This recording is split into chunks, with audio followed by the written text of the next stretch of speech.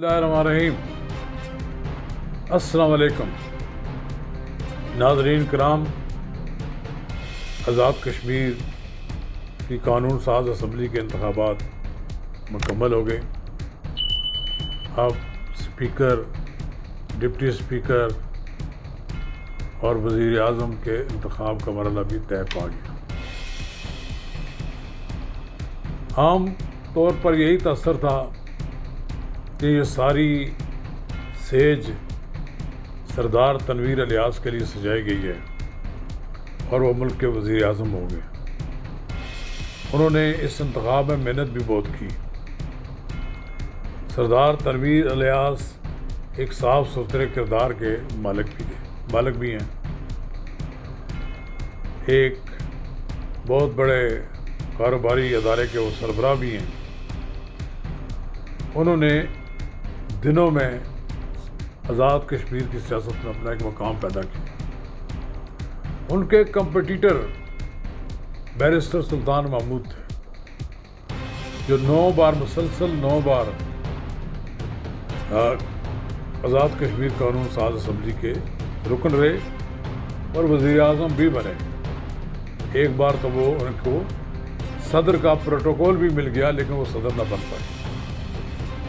پر وہ ایک سیاسی ذہن کے مالک تھے اور جٹ برادری سے ان کا تعلق ہے۔ کوئی 12-14 جٹ آزاد کشمیر سے قومی اسمبلی کے رکن، آزاد کشمیر قانون ساز اسمبلی کے رکن منتخب ہو کر آئے۔ لیکن جب آزاد کشمیر قانون ساز اسمبلی کے اجلاس میں عبدالقیوم نیازی کو وزیر اعظم بنانے کا اعلان ہوا تو سب حیران و پریشان ہو گئے۔ کچھ حیران ہوئے اور کچھ پریشان ہو گئے۔ عبدالقیوم نیازی ایک لحاظ سے ڈارک ہارس کے طور پر سامنے آئے ہیں۔ عبدالقیوم نیازی کا بنیادی طور پر تعلق تو مسلم کانفرنس سے ہے۔ وہ سردار عتیق کی وزارت اعلیٰ عظمیٰ میں وزیر بھی رہے۔ دلچسپ امر یہ ہے کہ سعودی عرب میں زمانہ طالب علمی میں سردار عتیق اور وہ ایک ہی کمرے میں رہتے تھے اور وہاں انہوں نے تعلیم کی۔ چونکہ ان کا نام سردار عبدالقیوم تھا تو ایک اس تاثر کو دور کرنے کے لیے کہ سردار عبدالقیوم خان کا ایک نام ہے اور 2 آدمی ہیں، تو کہا جاتا ہے کہ سردار عتیق نے ان کو نیازی کہنا شروع کر دیا، پھر اس نام سے وہ مشہور بھی ہو گئے ہیں۔ وہ مغل لیکن بہرحال سردار کراتے ہیں۔ جناب وزیر اعظم پاکستان عمران خان بھی جب وہاں آزاد کشمیر گئے، انہوں نے بھی حیرانگی کا اظہار کیا اور پوچھا یہ عبدالقیوم نیازی کون ہے، یہاں نیازی کہاں آ گئے ہیں؟ پھر وہ خود ہی کہنے لگے ساری جگہ پر نیازی پھیل گئے ہیں۔ لیکن بہرحال مجھے جہاں تک علم ہے، پاکستان کہ وہ ادارے جو آزاد کشمیر کے انتخابات میں اثر انداز ہوتے ہیں، ان کے تو کینڈیڈیٹ سردار تنویر الیاس تھے۔ کیونکہ سردار تنویر الیاس نے جس طرح زیرو سے اپنا آغاز کیا اور ہیرو کی طرح وہاں سامنے آئے، تو آخر وقت یہی تاثر تھا کہ سردار تنویر الیاس کو وہ قوتیں جو ان کو یہاں تک لائی ہیں وہ ان کو وزیر اعظم بنوا دیں گی۔ لیکن ایسا لگتا ہے کہ کپتان نے کسی کی مانی نہیں۔ کپتان نے اپنی مرضی کا ایک نیازی منتخب کیا ہے۔ 32 ووٹ تھے ان کے، تو ایک مسلم کانفرنس کا ووٹ بھی ان کو ملا، تو 33 ووٹ مل گئے۔ 15 ووٹ اپوزیشن کے حصے میں آئے۔ لطیف اکبر جو کہ قائد حزب اختلاف ہیں، مسلم لیگ نون اور پیپلز پارٹی دونوں کے مشترکہ لیڈر، لطیف اکبر نے 15 ووٹ حاصل کیے۔ سردار عبدالقیوم نیازی کا تعلق عباس پور کے پونچھ عباس پور کے اس علاقے سے تعلق ہے جو بارڈر پر ہے۔ درہ شیر خان سے ان کا تعلق ہے۔ مسلم کانفرنسی ہیں، ان کے والد بھی تحریک آزادی کشمیر میں حصہ لیتے رہے ہیں، اس لحاظ سے ان کا پورا گھرانہ بھی کشمیر کی جد و جہد میں شریک رہا ہے۔ اب سوال یہ ہے کہ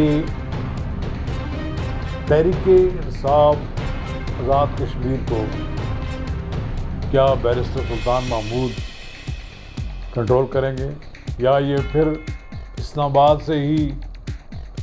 آباد کے بنی گالہ کے مکین نیازی اس کو دوسرے نیازی کو کنٹرول کریں گے؟ ریموٹ کنٹرول کے ذریعے آزاد کشمیر کی حکومت چلائی جائے گی، یا وہاں کا جو کشمیر کا وزیر اعظم ہے وہ اپنے فیصلے خود کر سکے گا؟